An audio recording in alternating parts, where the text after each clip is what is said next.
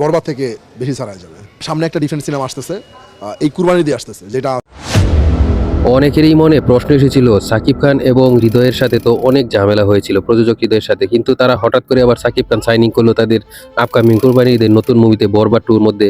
এটার নিয়ে অনেকের প্রশ্ন করেনি, আবার অনেকে প্রশ্ন জিজ্ঞেসও করেনি, কিন্তু আমার কাছে কয়েকজন জিজ্ঞেস করেছিল।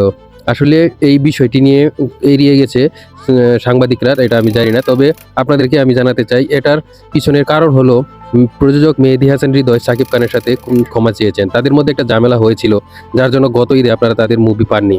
এই জন্য একটা ঝামেলা হয়েছিল এবং সেই জন্য তিনি করজোর অনুরোধ করে সাকিব খানের কাছে ক্ষমা চেয়েছেন এবং সেই উদ্দেশ্যে তারা নতুন আপকামিং মুভি কুরবানির ঈদে আনতে যাচ্ছে। এবং তার সাকিবের আরও কিছু শর্ত ছিল, যেই শর্তগুলো প্রযোজক পূরণ করেছেন।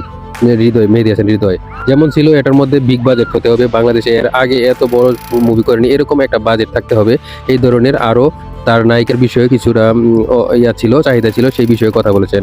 বাদ বাকি আপনাদের মতামত অবশ্যই জানিয়ে যাবেন। এই মুভিটি কেমন হতে যাচ্ছে, আপকামিং এই মুভিটি আগামী কুরবানির ঈদে দেখা যাবে অবশ্যই।